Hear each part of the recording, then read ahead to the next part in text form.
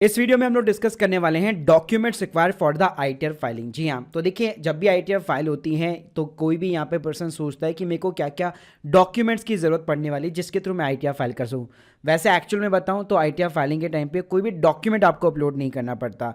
तो फिर भाई इसका क्या रीज़न है कि अगर आप किसी प्रोफेशनल के पास में जाएंगे तो वो आपसे सबसे पहले डॉक्यूमेंट्स की रिक्वायरमेंट करता है, डॉक्यूमेंट्स आपसे मांगता है, क्योंकि आईटीआर फाइलिंग में कहीं पे भी डॉक्यूमेंट्स अपलोड नहीं होते हैं। तो आज के इस वीडियो के अंदर मैं आपको डॉक्यूमेंट्स की इंपॉर्टेंस समझाने वाला हूं, प्लस एक आइडल आपको एक चेकलिस्ट बताने वाला हूं कि क्या क्या डॉक्यूमेंट्स आप लोग के पास में होने चाहिए जब भी आप अपनी आईटीआर फाइलिंग वगैरह करते हैं। तो प्लीज पूरा वीडियो जरूर देखिए। साथ में बताना चाहूंगा आईटीआर फाइलिंग और टैक्स प्लानिंग के ऊपर हमारी मास्टर क्लास डिस्काउंट के साथ में लिमिटेड टाइम के लिए ऑफर के लिए अवेलेबल है।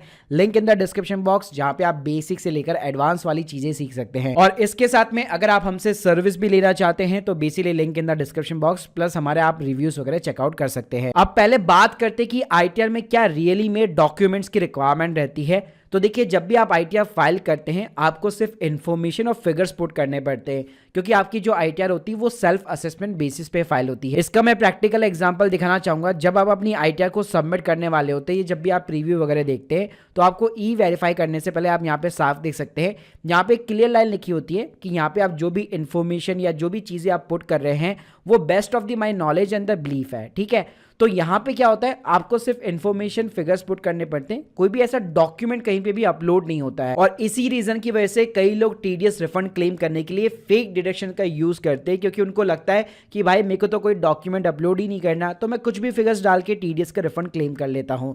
लेकिन ये आपके लिए खतरनाक हो सकता है, क्योंकि यहाँ पे अभी राइट नाउ आपको डॉक्यूमेंट्स अपलोड नहीं करने हैं, लेकिन इस डॉक्यूमेंट की यहाँ पे इंपॉर्टेंस मैं आपको बताने वाला हूं। तो देखिए आप जो इनकम टैक्स रिटर्न फाइल करते हैं वो as per income tax act 1961 करते हैं। तो फ्यूचर में अगर आप लोग के पास में जब भी आपकी आईटीआर प्रोसेस होती है इंटीमेशन लेटर के अंदर, ठीक है चलिए एक बार प्रोसेसिंग हो जाती है, लेकिन अगर फ्यूचर में असेसिंग ऑफिसर या आपकी जो आईटीआर है वो स्क्रूटनी में जाती है तो आपको जो डिपार्टमेंट की तरफ से नोटिस मिलता है उस टाइम पे बाकायदा आपको एक एक original proof of the document submit करना पड़ता है। जी हाँ, तो यहाँ पे लास्ट ईयर कई लोगों ने fake deduction fake refunds claim किए थे। मैंने इसके ऊपर एक पूरा सेपरेट वीडियो वैसे ऑलरेडी बना रखा है, आप लोगों को वहाँ पे नोटिस वगैरह भी दिखा रखे, लिंक दे दूंगा डिस्क्रिप्शन बॉक्स में, एक बार जाके चेकआउट कर लीजिएगा। तो भाई उस टाइम पे आपको सारे डॉक्यूमेंट्स यहाँ पे जो है सबमिट करने पड़ते हैं। जी हाँ, एक एक डॉक्यूमेंट सबमिट करना पड़ता है। जैसे अगर आप सैलरी पर्सन हो तो फॉर्म 16 हो गया, आपने जो भी इन्वेस्टमेंट प्रूफ वगैरह जो आपके रहे जिसके थ्रू आपने डिडक्शन यहाँ पे क्लेम की है वो सारे प्रूफ आपको यहाँ पे अटैच करने पड़ते हैं। तो चलिए अब आप लोगों को मैं एक आइडल सिंपली एक तरह से चेकलिस्ट बताने वाला हूँ कि यहाँ पे आईटीआर फाइलिंग के लिए क्या क्या डॉक्यूमेंट्स की रिक्वायरमेंट रहती है। तो नॉर्मली देखिए आप जो भी चीज़ें फिगर्स या इन्फॉर्मेशन पुट करने वाले सेम वही तरह के डॉक्यूमेंट्स बेसिकली आपको चाहिए होते हैं। तो एक नॉर्मल अगर मैं सैलरी वाले बंदे की बात करूँ तो उसको एक फॉर्म 16 भैया इशू होता है, तो उसके पास फॉर्म 16 की कॉपी होनी चाहिए। अगर यहाँ पे उसका एम्प्लॉयर नहीं दे रहा है तो वो उनसे मांग सकता है, क्योंकि उसको रिक्वायरमेंट उसकी फ्यूचर में भी पड़ने वाली है। मान लो कहीं पे होम लोन वगैरह चाहिए तो उस टाइम पे भी रिक्वायरमेंट रहती है। साथ में उसका टीडीएस जो है मैच होना चाहिए 26 AS के साथ में, क्योंकि वो जो भी टीडीएस क्लेम कर रहा है ऑब्वियसली बात है फॉर्म 16 में दिखना चाहिए।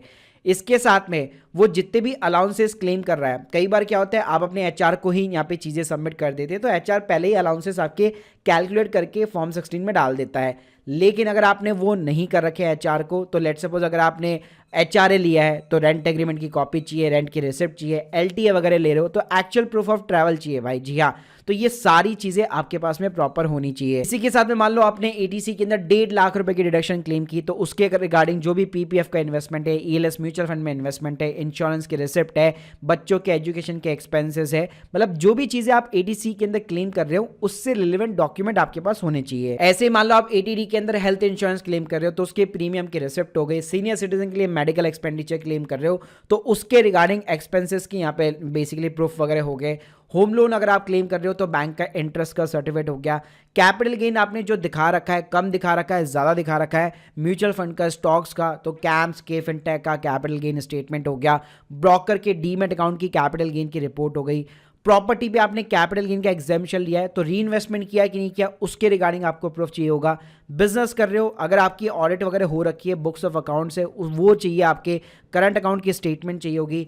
अगर आप मान लीजिए बेसिकली एक नॉर्मल सा यहाँ पे बिजनेस कर रहे हो और कितनी इनकम आपके पास में आ रही है, कितने आपने डिजिटली दिखा रखी है, 44 ED में कितनी डिजिटली दिखा रखी है, तो बैंक स्टेटमेंट से मैच कर रही है कि नहीं कर रही, जो जीएसटी रिटर्न फाइल कर रही है उससे मैच कर रही कि नहीं कर रही।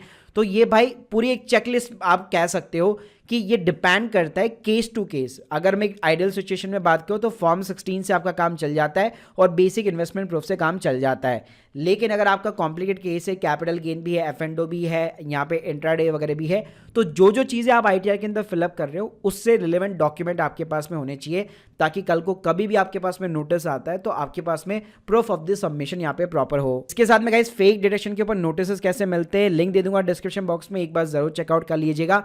तो देखिए, अगर मैं समराइज करना चाहूँ, डॉक्यूमेंट्स आपके पास में होने चाहिए, उसी के बेस पे हमेशा आपको आईटीआर फाइल करनी है। फेक डिडक्शन लोगे तो फ्यूचर में आपको दिक्कतें आ सकती है।